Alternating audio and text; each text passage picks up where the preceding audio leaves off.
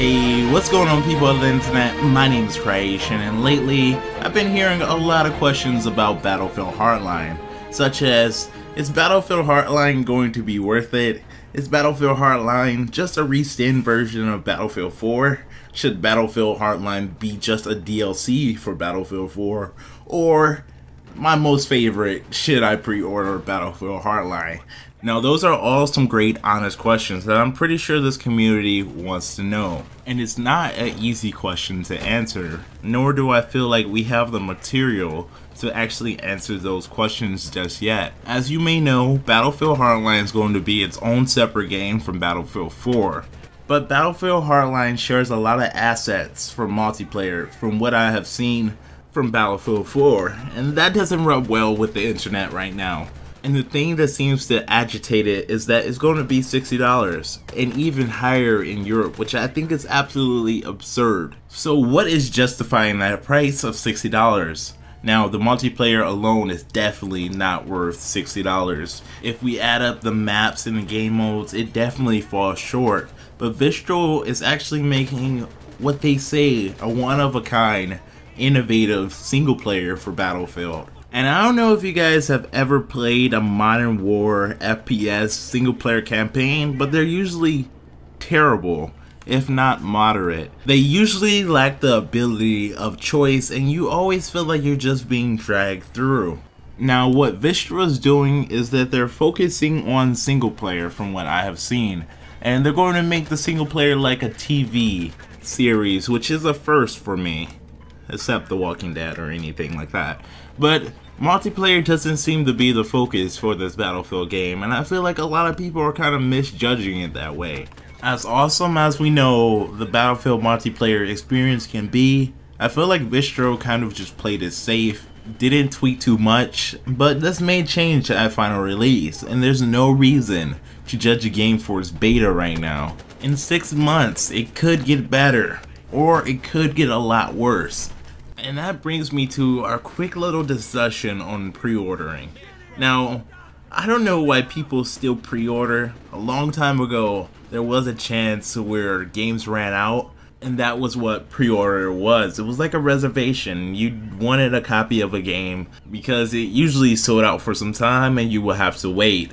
But now people still carry that habit of pre-ordering games online, something that will never run out. Now, I do understand if you're going to be buying it anyway, no matter what reviews say, no matter what you hear from friends or the rest of the media. Some people will always be loyal to a brand no matter what product it puts out. But others may buy a game based on its advertisement. And something that seems to be kind of a trend now is misleading advertisements that seems to be making their appearance in trailers and gameplay.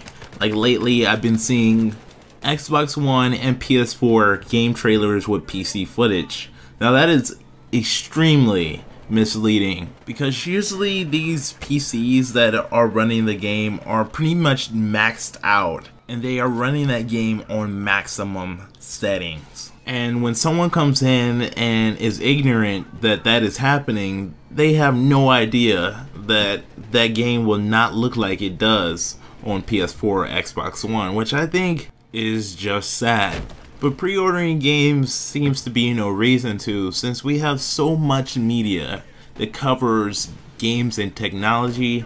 There's really no reason to get a game on day one if you're not part of the quote-unquote internet media group. A group that basically buys games, reviews them, and gives their opinion and some facts usually of the status of the game, letting you know should you pick this game up or should you pass. For those who have been on a fence about a game, it definitely does help, and we are able to make better choices from it. Now, a good example of this was Watch Dogs. I know I'm pretty much beating a dead horse, but Watch Dogs had some really bad optimization issues, and also graphically it was kind of misleading compared to the E3 footage that we saw like a year ago. Now, if you would have waited just a day, you would have already known that the game had some issues, and you would have avoided a bullet But let's just say you pre-ordered it. Based on that E3 footage, you're all hype, and then you find out that you can't play really past the first or second mission, and you have now taken a bullet.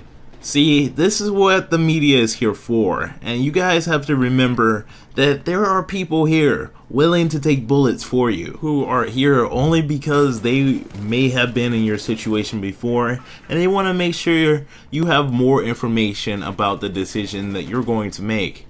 And that's all really it is about pre-ordering. I'm not saying the pre-ordering games are bad.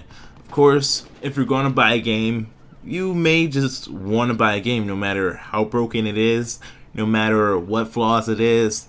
You may just want a game, and you don't care about bugs or whatever else that comes with the game. You love the franchise blindly, and I'm not sure why people actually do that, but hey, you're entitled to do whatever you want. It's a free world. But like I said before, Battlefield Hardline, if you're going to pre-order it because you love Battlefield. The multiplayer, well, what I've played of the beta, it wasn't that much different from Battlefield 4, if not the same. The graphical style is something that is nice, and also there's some new gadgets and mechanics that are really nice that I like.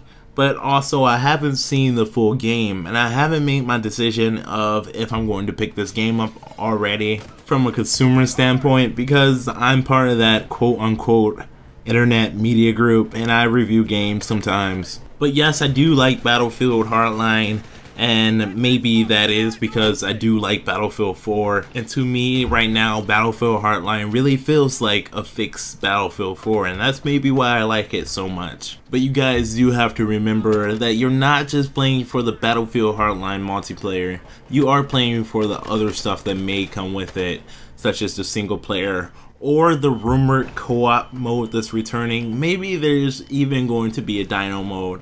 Now, I know we say this every year, but seriously, there is a few Easter eggs that I saw on the high tension Battlefield Hardline map, such as the Dino Museum advertisements that are littered everywhere. So I think Vistro is still staying true to those weird Easter eggs. I would welcome co-op right back into the Battlefield series. It was pretty fun to me, and it feels like it fits with the cops and robbers kind of anthem that is going on in Battlefield Hardline. That may be even why they have raised the price. Not sure if they're going to raise the price in America or in other countries. Well, that really wraps it up for today, guys. Let me know your thoughts on anything I talked about. Do you really think that Battlefield Hardline is just a reskin of Battlefield 4? Or do you think the single player is going to be absolutely fantastic and worth the rest of the money, and Vistro is going to actually innovate FPS single player? Because that's really the question that would decide my purchase from a consumer standpoint. Well, that's really it for today, guys. I hope you guys do have a great one, and if you could do me a favor and like this video, it would be amazing. Anyway, guys, I'll see you later. Stay creative.